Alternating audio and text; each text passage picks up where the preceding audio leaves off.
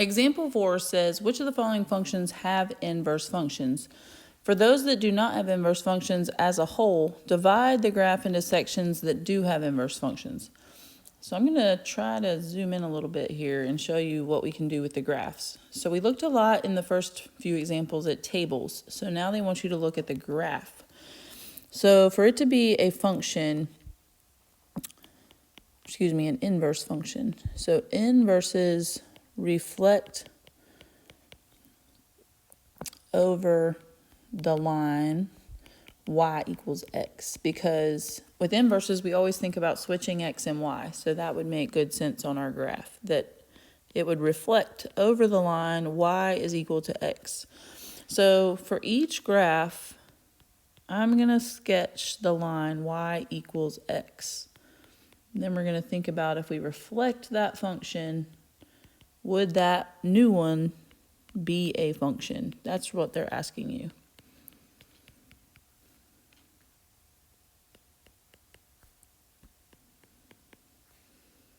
So for each one, I just tried to sketch a decent looking line of y equals x, that basic line through the middle of our graph.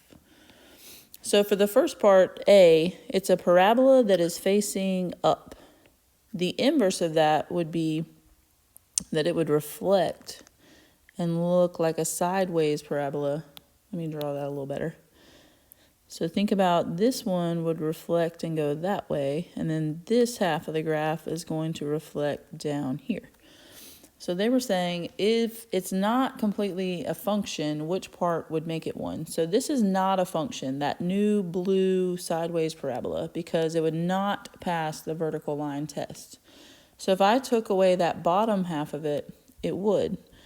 So leaving just that positive part, or if you only leave like the part underneath the x-axis, that would have also been okay. But both of them together are not a function. All right, let's look at B. So if we were to draw the reflection over y equals x, this one would look like, let me see, that. So, excusing my bad drawing skills, this one is a function because that does pass the vertical line test. Anywhere on this graph, the blue one I just drew, if I drew a vertical line, I would only touch it one time. So that is a function everywhere. In the next example, C, if I were to reflect it over the line y equals x, it would look like that. And so that is also a function. It does pass the vertical line test. And then for D, if we reflect it over this line, let me try to do a better job with that. Let's see, we reflect it. So it kind of looks like that. And that would certainly pass the vertical line test as well. For E, if we were to reflect this rational function over the line y equals x, it actually stays the same. So this one is also a function because it would also pass the vertical line test. But the inverse of it looks just like the original, which is kind of fun. So then F, let's see, this part of F would stay the same, but then this part of F needs to reflect and end up over here.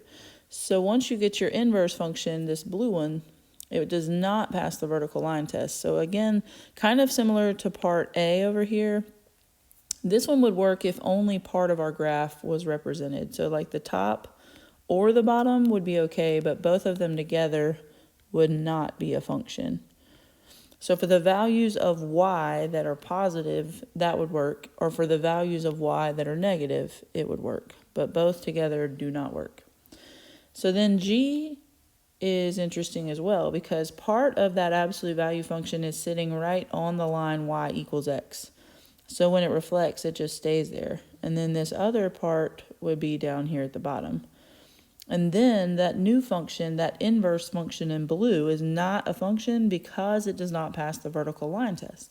So once again, either the upper half of your graph would be okay, or the lower half, but not both. So where y is positive is okay, or where y is negative would be okay, but not both.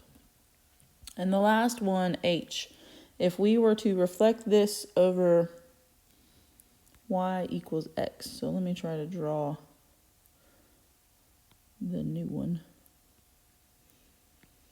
So it looks like it would end up with some parts that do not pass the vertical line test. So once again, we have the same situation where part of it would be okay, but not the other part. So 1/2 of it at a time. So I've made those kind of blue and green so you could tell that those are the ones that would not be an inverse function over the whole graph. But for part of the graph, like where the y is positive or negative, it would be okay. So where y, let's write that down at the bottom. If y is positive or negative, but not both. So that's it for, what was this one? Example 4.